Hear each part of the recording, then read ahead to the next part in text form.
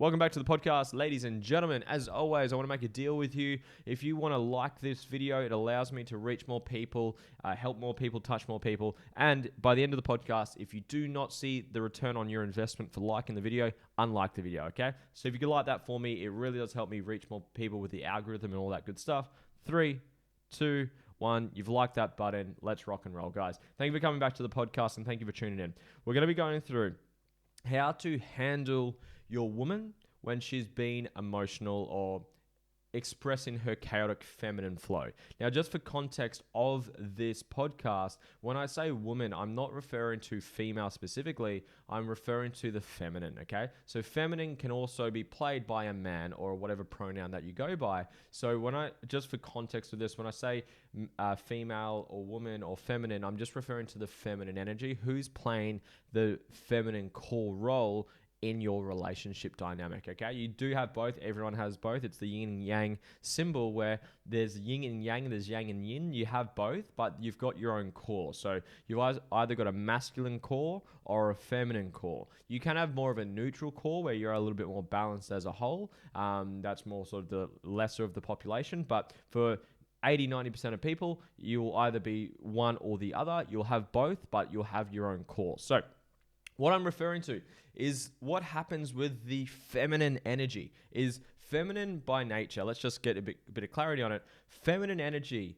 by nature, very flowy. Picture the ocean. It flows, it goes in and out, but sometimes it crashes and it gets a little bit chaotic. And that's what happens with the feminine energy. Now, the masculine energy, generally very structured, very outcome driven, mission driven, achieve, black and white structure, very masculine. That's masculine, feminine, a bit more flowy, bit more, chaotic in nature.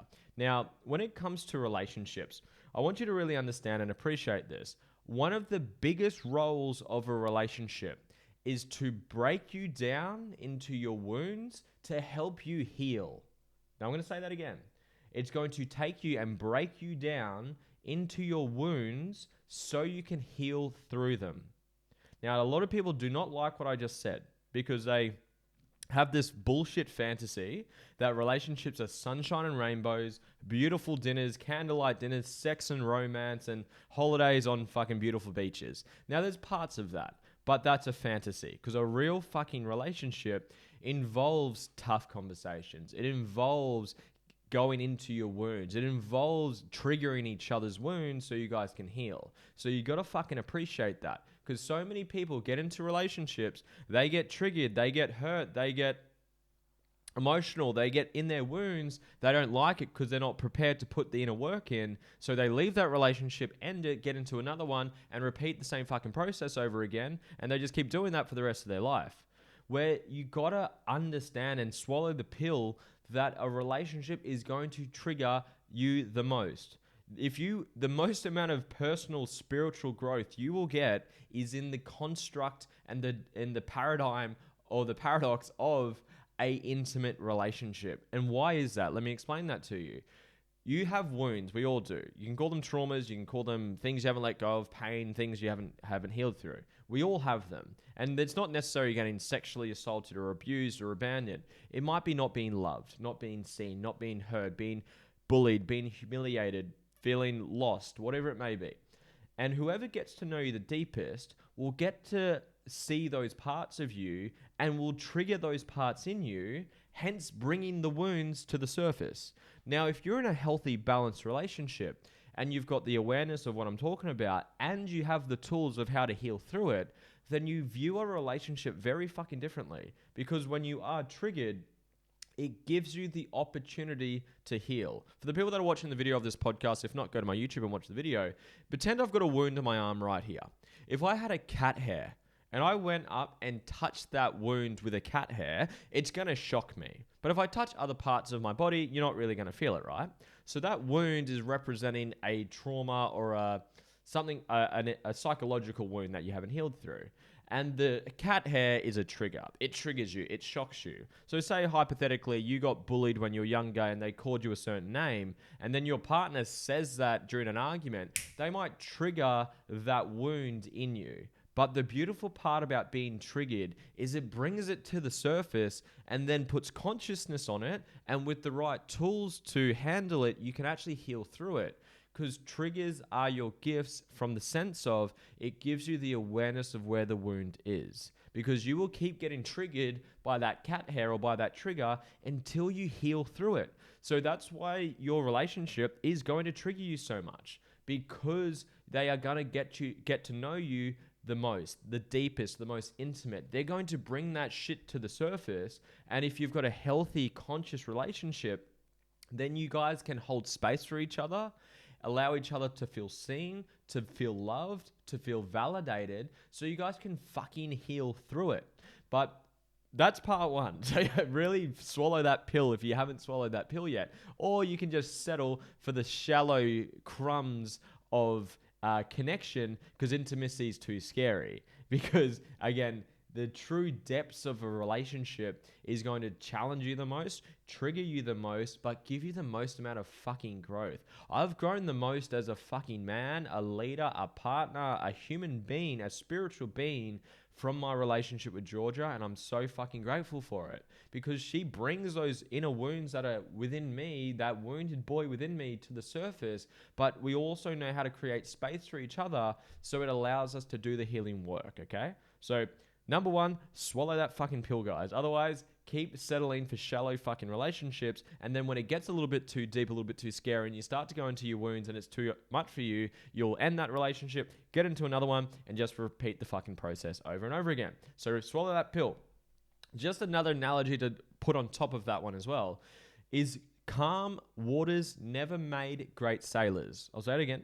Calm waters never made great sailors. When it's beautiful blue skies, no winds are anywhere, it's beautiful weather, there's no wind going, it's beautiful, picturesque conditions. Does that challenge you as a sailor? Fuck no.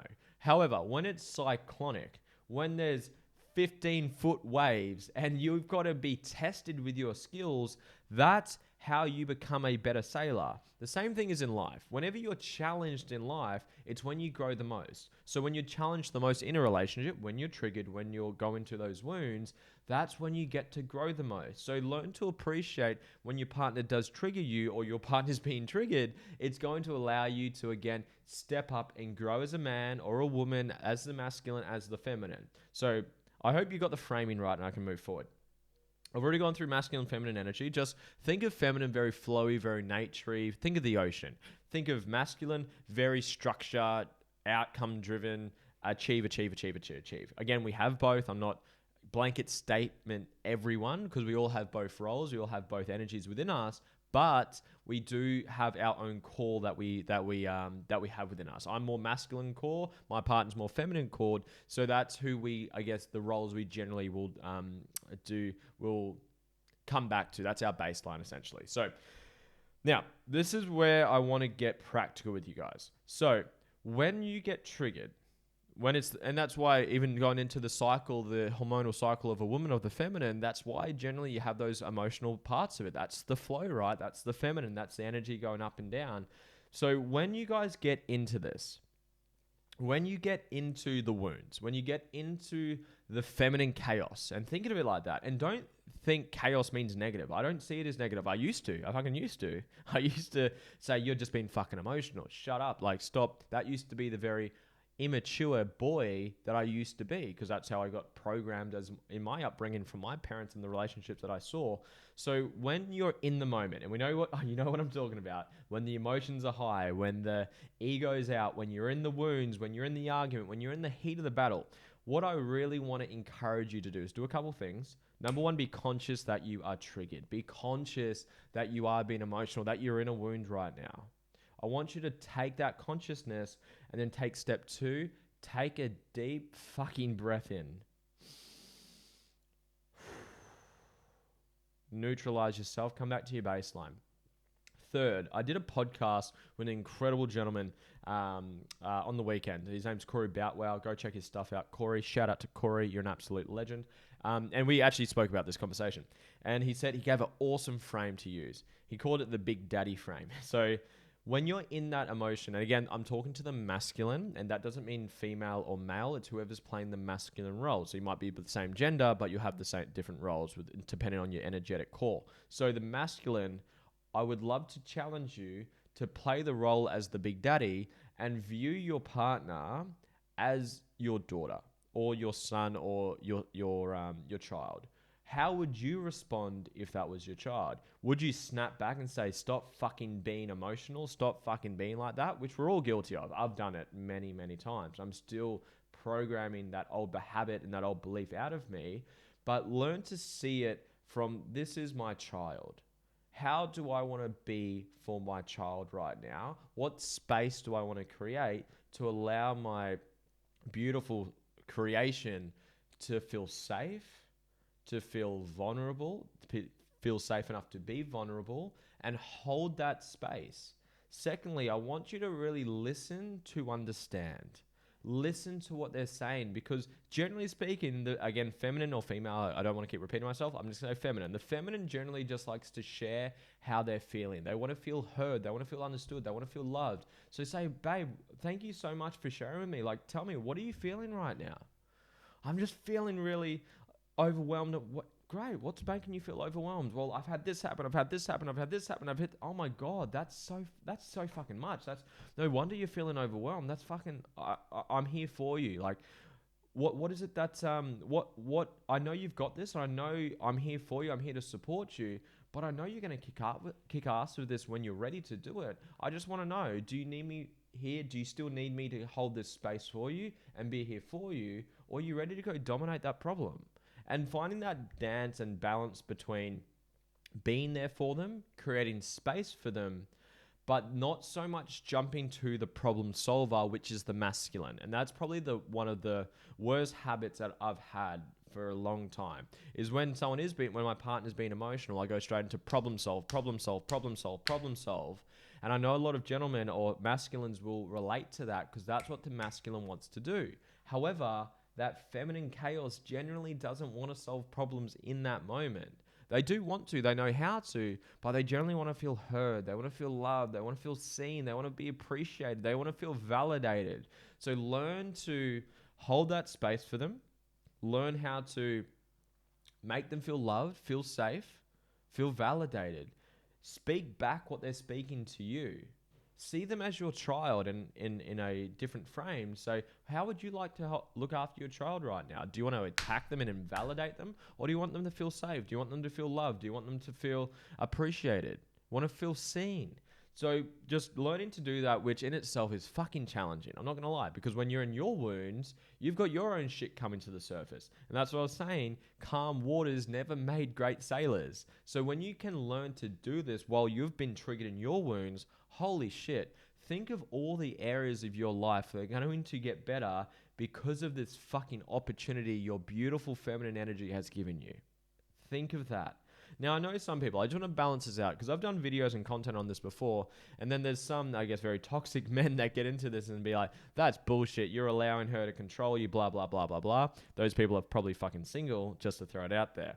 But there is truth to what they're saying. So if you've got a partner who's getting triggered and very emotional consistently, and they're not putting in the inner work, then I would be having conversations around that. Again, hold space. We're all going to get triggered. That's welcome to life. Welcome to a relationship, right? So hold space for them. Be there for them. Validate them. Make them feel loved. Make them feel seen. Do what you need to do. But then once you're out of that wound, you're out of that chaos, you're out of the emotional aspect of it, having those real conversations, being like, just debriefing with your partner. Hey, babe, can we talk about what happened yesterday or what happened last night? Yeah, like obviously you got a little bit emotional and we went there and blah, blah, blah. I'd like to know, where's that coming from? It seemed to come from something in your past that you haven't healed through. Are you still working on yourself? Are you still doing the inner work? And what is the inner work? That's a conversation for another day. If you just keep watching my podcast, I do a lot of content on that stuff, or go to my mastermind for free and you can get into that type of stuff. But learn to just make sure that you're not, I guess, allowing the behavior without any progress with it. Again, you hold the space, you're there for them. But if they're not then continuing, when this is both parties, by the way, not just one or the other, this is a joint venture. If you guys are not both working on your own wounds, then you're going to continue to trigger the same fucking wound and you're going to keep having the same conversation. You will still have emotional, chaotic conversations. You will always get triggered. You're never fully healed. But if you're not taking the consciousness from that trigger and doing the inner work upon that wound, then you'll just keep repeating the same fucking problem or the same challenges. And that's where I want you to find that balance, okay? So find the balance between, okay, I'm here to hold space. I love you. I care for you. I'm validating you. Oh my God, I completely understand why you're feeling that way. I know you're going to solve that, but would you like me to hold a bit more space? Do you need me to touch you? Do you need a hug? Do you need me to hold space? Do you need time for yourself? What do you need? I'm here for you. But I know when you're ready to this, I know you're going to crush this. I know you're going to step up. I know you're going to dominate this. But then also, okay, babe, so where did that come from? Where did that wound, what wound got triggered in you? Where's that coming from? And then make sure you're journaling, you're putting awareness, you're applying the healing techniques that I show people how to do so you can learn how to heal. I hope that helped, guys. I hope you got some value from this. If you did, I hope you, if you haven't already, liked the video, guys. It does genuinely help heaps. So I really do appreciate it. Like the video, leave a comment down below. I read all the comments. I reply to all the comments.